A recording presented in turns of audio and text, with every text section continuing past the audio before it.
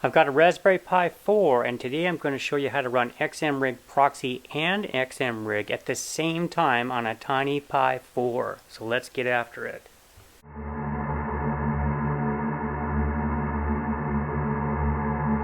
First thing we're going to do is install XMRIG Proxy. So switch to Proxy, and the reason I want to do that is we're going to run this first, and we go to the docs, and we're going to build from source. If you just say Ubuntu, these instructions work great. And so let's go ahead and copy this command, and then open up a terminal window.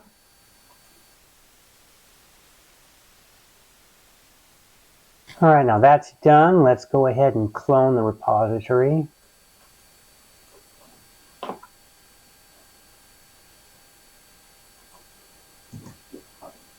And then this will make this directory, the build directory.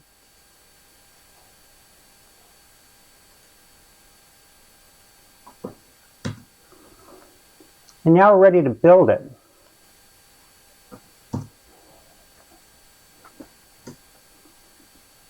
And the last command, I'll pause the video and come back. All right, it's done building. All right, here in the build file, you can see that we have the application XMRIG Proxy. So I want to move it out of the build file and put it into the main folder of XMRIG Proxy. It's just usually this way. I don't want to go down clear into the build folder. If you look at the directory here, here's XMRIG Proxy. I just want it here instead of here. Currently we are in the build folder, so let's move it up. We're going to go sudo mv -v, and we'll go xmrig-proxy space ...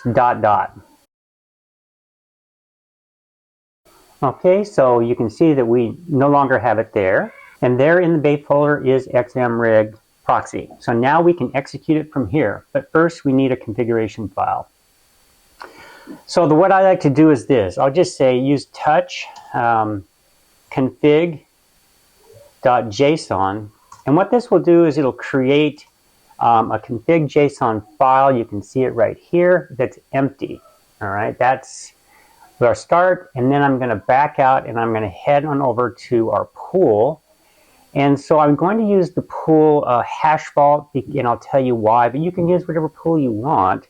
But let's go to hash vault and Monero to give you an idea of how this works. The reason I like to use it is that they have a 0.01 Monero, I think it's 0.001 payout Monero. And they have a great configuration file where they do a lot of the work for you. So if you go over to the Get Started page, so let's put in a wallet, and I would just say wallet here, and then you put your own wallet in, all right? And then we're going to choose the proxy server. Let's see, make sure that they did that right. I'm going to call this Pi Proxy. And here's what I like about it is that you can see this flashing in real time, and it go ahead and puts that in. So we're going to, so here's the wallet that I'll put in a little bit later. And then look, they already do the TSL fingerprint so that we have a secure connection, and that's super handy because we don't have to do anything. So if we copy this, all right, so that's going to be in memory. And now we head on over to our file manager here. We go to XMRIG Proxy, and let's put this on list view if I can.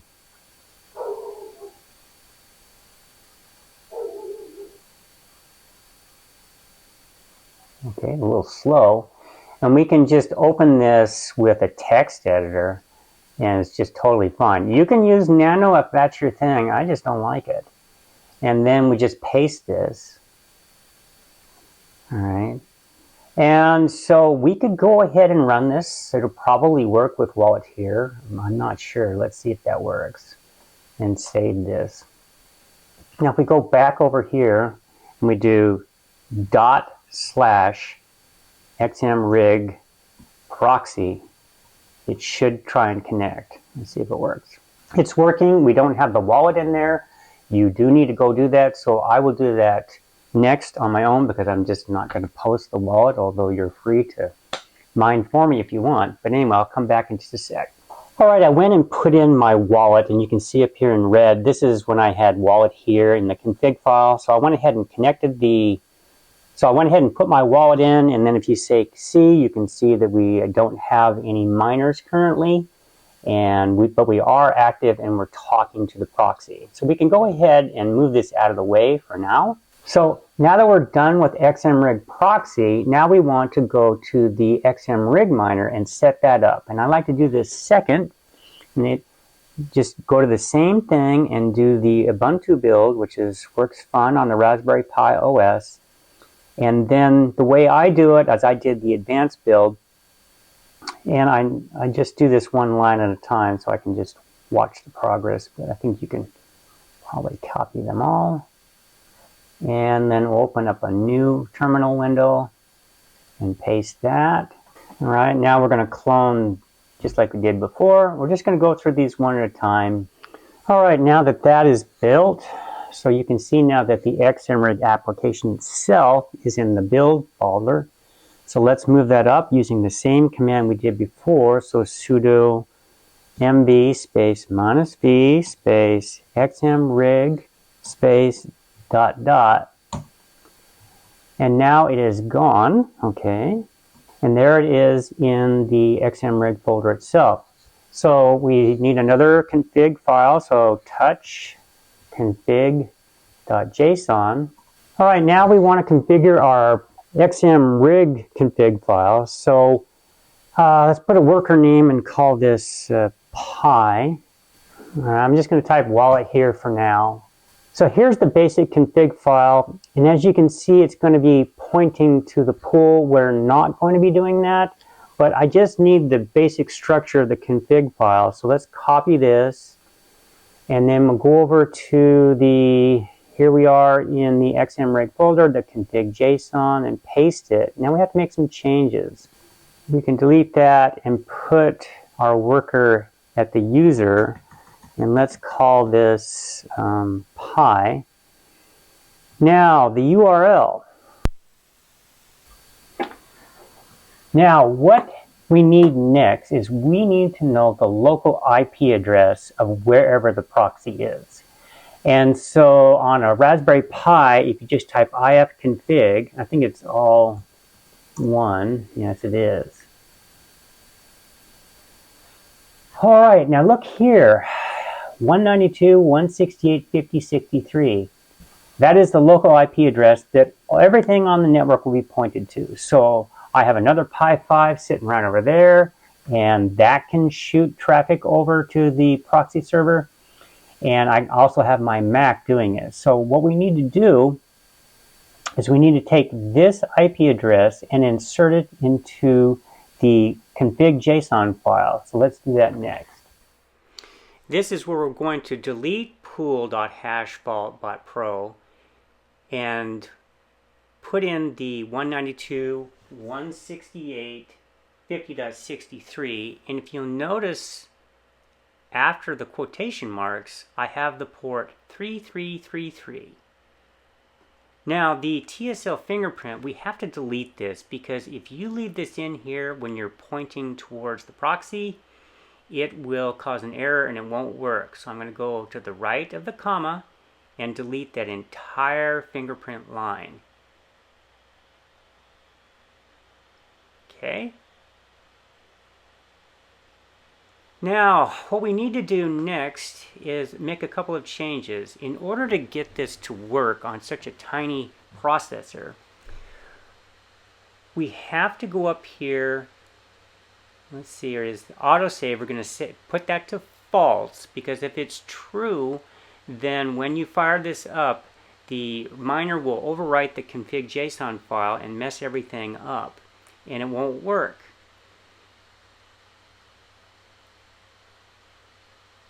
The next thing we're looking for is NUMA.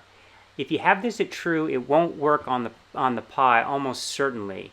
And change this to false. And the reason is that we're running out of memory. And that NUMA statement, if we change it to false, it'll give us just a bit more room to work with. Now I'm going to go back over to the XMRIG folder and type /XMRIG and fire up the miner. So here is the XMRIG miner in this window, and here is the proxy server in this window. We're on the same Raspberry Pi 4. The XMRIG miner is sending and receiving jobs from the proxy server. The proxy is sending the data packets to and from the pool, and it's listening for any connection from anything on my local network. Now, if we go over here to the miner, or the proxy, and we have W for workers, what you will see is we currently have two workers. We have the Pi and the Mac. Now, I have the Mac paused because I'm doing the editing of the video.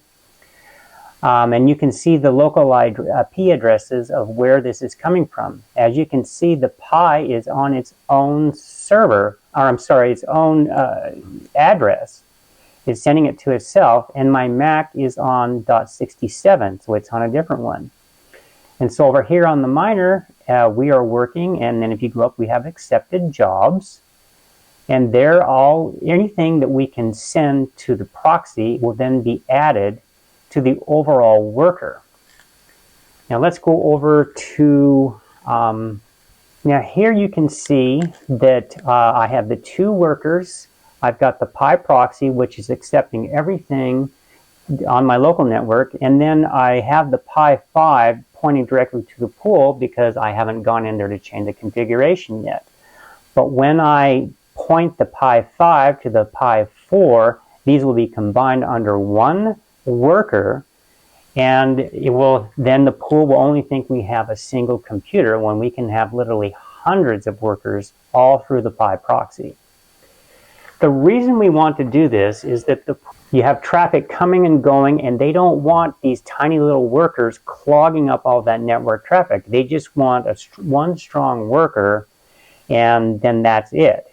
And in fact, on this particular one, this HashVault Pro, you are required to use XMRIG Proxy if you have a lot of tiny workers. They don't define what a lot is, but the forums are saying probably around 10. So I don't know. But I'm showing you how you can get it done on this very, very tiny Pi.